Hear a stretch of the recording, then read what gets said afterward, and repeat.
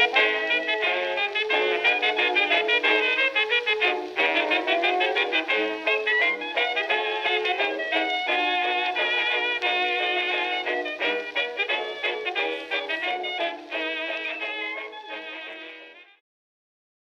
and welcome to the Old Garage number 27. I'm Wild Bill, and we've got questions, we've got some serious silliness, and a great shout out for today, so let's just get on with it. And from the last The Old Garage, question from James MacArthur: you named your favorite car that you have drove. What is the one car you have to drive before you die that you have yet to, and why? Okay. I actually broke this down into two. One is the car that I would love to drive before I die, but it's probably never going to happen, and one where it's actually feasibly possible. The never going to happen would be a 32 Duesenberg SJ. The 32 Duesenberg SJ, incredible car, gorgeous car, powerful car. Oh man, if I could get my hands on one, maybe someday if I wind up at Jay Leno's garage, he'll let me get behind the wheel of one of his doozies. But I don't think that's going to happen anytime in the near future with a car that costs several $1 million. But there is a car that I would love to drive that's a little more feasible, but it's not a vintage. It would actually be a 1964 Ampha car. And those are German cars. They are sluggish and slow as cars. They're sluggish and slow as boats, but I would love to get an Ampha car, put a fishing pole in the back seat, and just drive it to the lake, drive onto the lake, and catch bass off of it. I think that would be just, it's on the bucket list. So yeah, the 64 German Ampha car, I would love to drive one of those. Now, from the episode on Herbert Franklin, I got a question from Daniel Silverthorne, and he says, I've heard it said that styling of cars wasn't really an important factor in car design until the mid-1920s with GM's introduction of annual redesign. I've always found that to be incredibly unlikely. I'm sure that you would know of some samples to prove this statement wrong. Would you kindly share some examples? Well, here's the thing, is that it's the annual changes. There were changes that were being done to models of cars. For example, the Henry Ford, the Model T, I mean, a 1908 doesn't look anything like a 1927. And the same is true like with the Rolls-Royce with the Silver Cloud. But they weren't annual changes the way that GM started doing with the Stovebolt 6s. So if you want to look at annual changes, you're going to have to go to those cars that did not continue with the same models year after year. And there were a couple of examples of that. You did have Humber did that out in England for a time until they kind of followed GM's paces. You have De Dion Bouton did as well. Just rather than just making modifications to an existing model, just came out with a new one and labeled as a new one. So that statement is actually technically correct in one sense, but in the other sense, you didn't have, because you didn't have the annual changes that were being done like you did with GM until the mid 1920s. That actually is correct. A lot of that had to do with die making at the time, and just how easy it was to make changes, significant ones in styling. And also there's the other issue, is that how do you style a car? Well, that really didn't get locked down too well until you get to the 1920s. Car styling, was really more engineering driven in the early days than it was driven by, the artist's pen. So yeah, I really can't argue the statement. I think it's actually correct. So, sorry I didn't give you any good examples. Okay, from the same episode on Herbert Franklin, that's the last one was, James MacArthur asked regarding John Wilkenson. He says, did he go on to do other things? I seem to associate that name with knives or razors. I'm not aware of the John Wilkenson of Franklin being involved in that. He stayed with the Franklin Company for the next, 27, 28 years, ending up as by 1909, he was the vice president of the company and remained with them until his retirement. So I don't know if someone who maybe knows knives and razors better than I do can answer, but as far as I know, it's not the same John Wilkenson. So, okay. And question from the Harley Tarrant episode.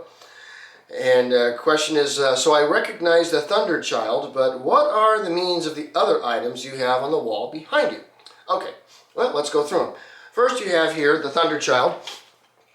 And this poster was a gift from Drakenfell, signed, in the corner from Drak to Bill.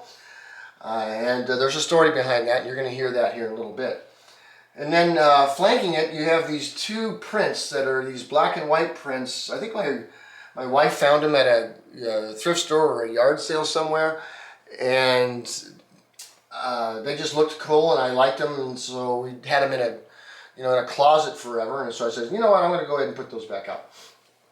Now, of course, on top of the tank here, we have iron brews, two of them, and this is because there's a couple of naval guys like Drakenfell and Dr. Alexander Clark and such that seem to be powered by iron brew. So I went and bought some and had it shipped over from England and tried it, and I don't particularly care for iron brew, but it seems like it was appropriate to be surrounding the Thunder Child, so that's why. Now, down here below on the left side, you have a commemorative license plate from the California World's Fair of 1939. This is just a license plate that I found at a yard sale. I thought it was neat. And right below that is a photograph of me with my first car, which was my 1942 Chrysler DeSoto. And there I am at the age of 14 looking proud with it. And then on the other side of the tank there is this one, which is a stock certificate from the Pierce Arrow Motor Car Company from 1928. Now, it's not a genuine stock certificate. Back in the 1970s, some printer decided to make fake Pierce Arrow stock certificates, printed out thousands of them and just sold them. An actual stock certificate from Pierce Arrow doesn't look like that, but it's just a replica, and I just thought it was neat, so I just put it up there. So that's what all that stuff is.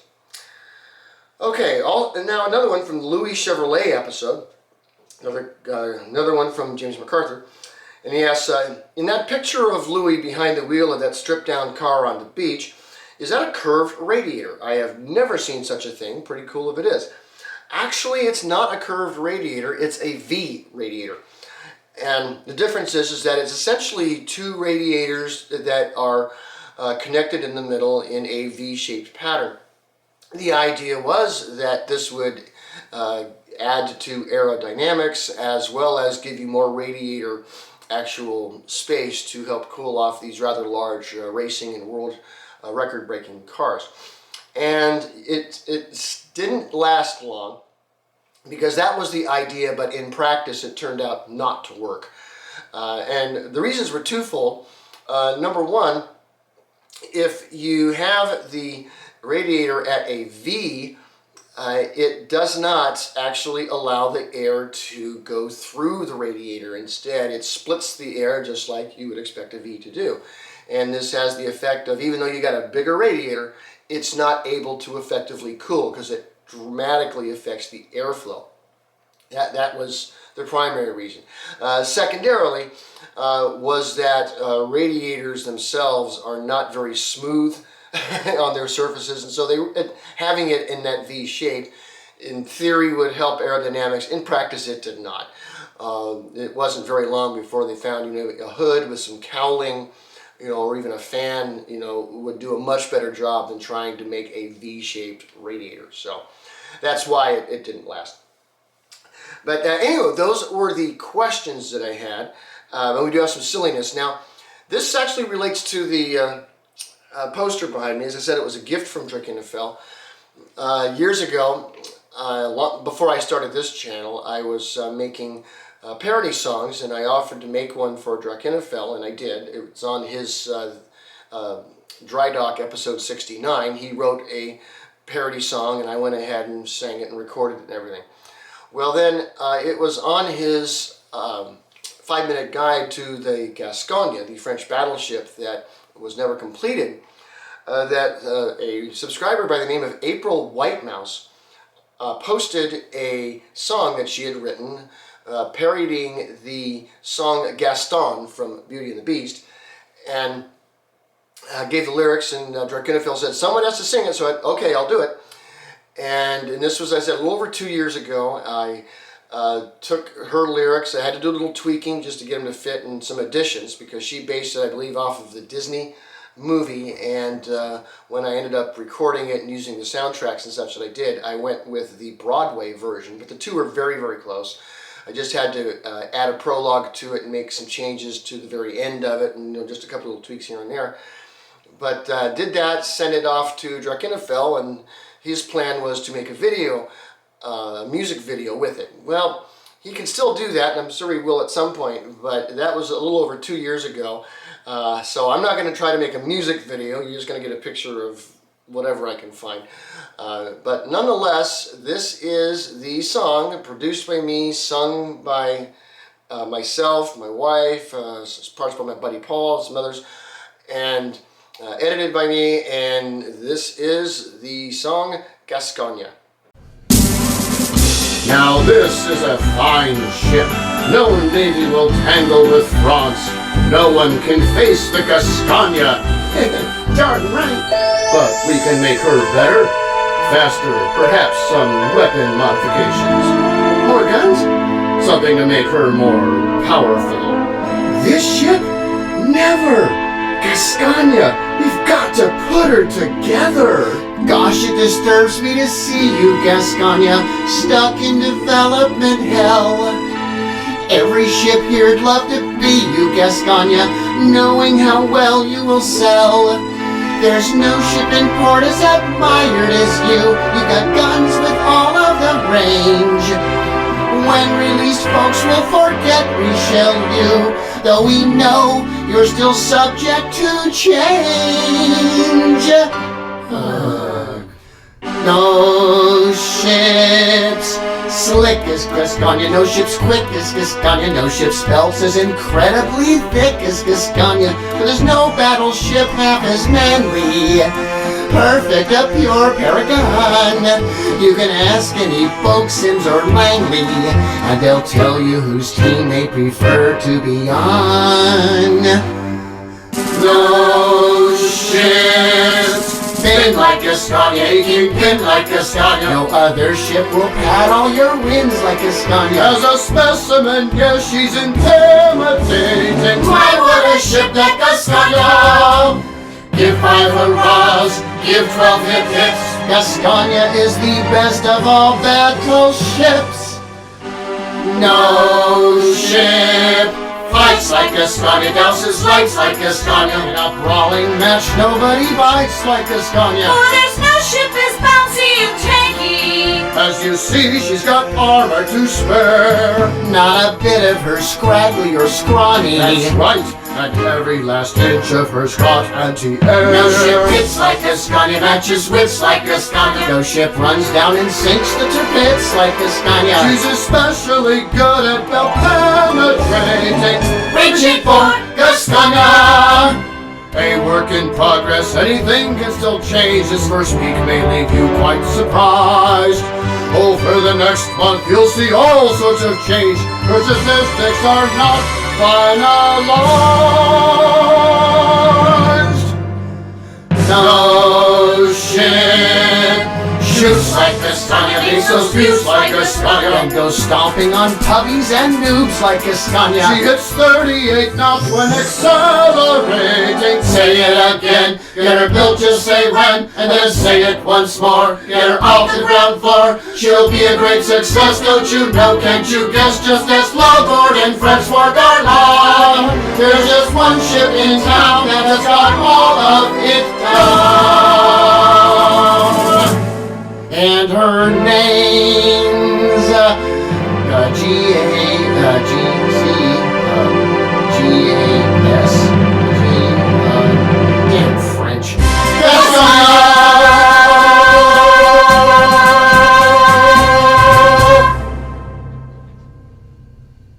Now, of course, we do have a shout out, and I'll let you know, I do like those channels where people are taking, restoring old cars, repairing old cars, going back, from muscle cars to the 50s, the 30s, and, even back and further back. And so today's shout out is one of those channels, and it's an awesome one. This is Kiwi's Classics and Customs. Now, this channel, as the name suggests, they're out in New Zealand. These chaps are taking a lot of American muscle in cars from the 50s, Fords and Camaros and Barracudas and, and Corvettes and whatever.